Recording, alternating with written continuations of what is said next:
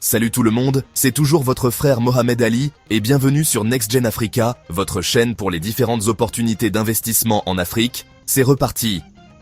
Si vous êtes nouveau ici, bienvenue sur la chaîne qui met en lumière les innovations qui secouent l'Afrique. On parle d'une révolution technologique, les amis, et croyez-moi, vous ne voulez pas manquer ça.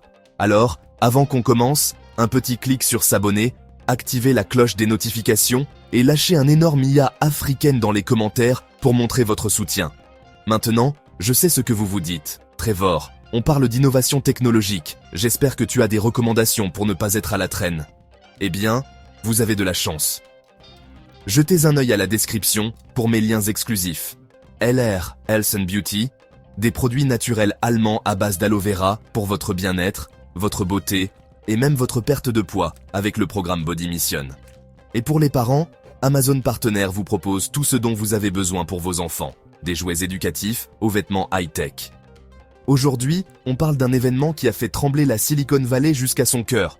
Préparez-vous, parce qu'on va parler d'une cyber-revanche historique, l'IA africaine a piraté les serveurs de Google. Restez branchés, on va décortiquer ce piratage révolutionnaire, vous présenter l'héroïne de l'IA africaine et vous montrer comment investir dans cette révolution technologique.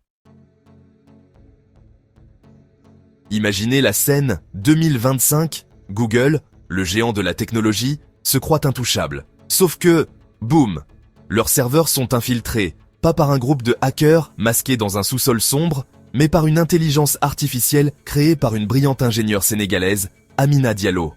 Son arme? Une IA du nom de Shujaa, un mot swahili qui signifie guerrier. Et ce guerrier numérique n'est pas venu jouer.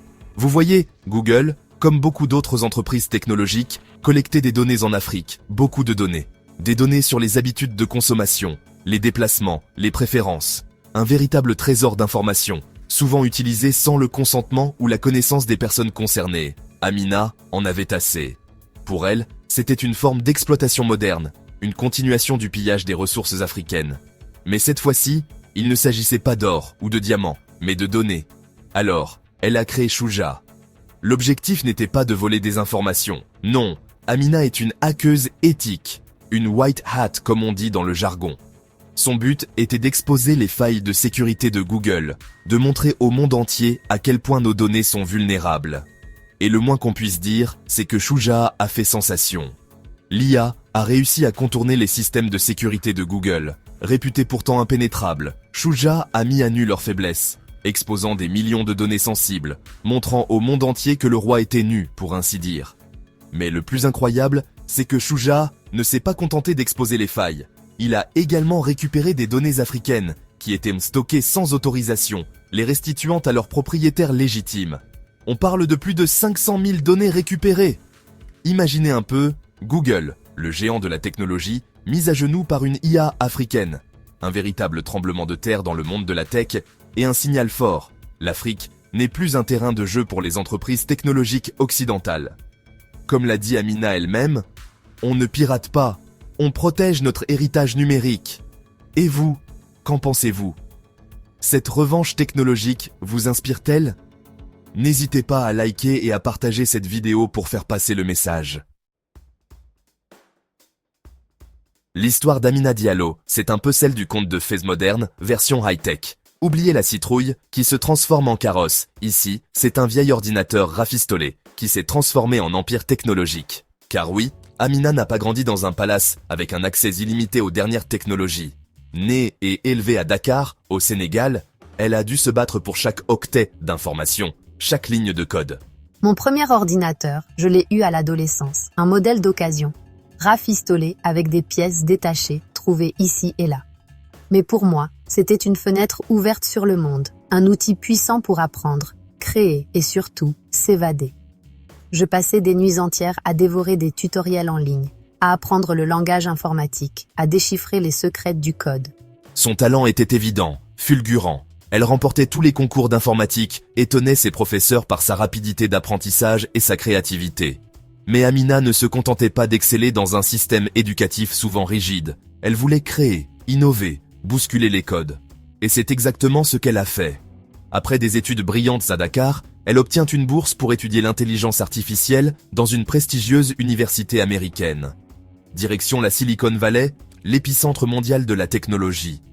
Là-bas, elle impressionne par son intelligence, sa détermination et surtout sa vision.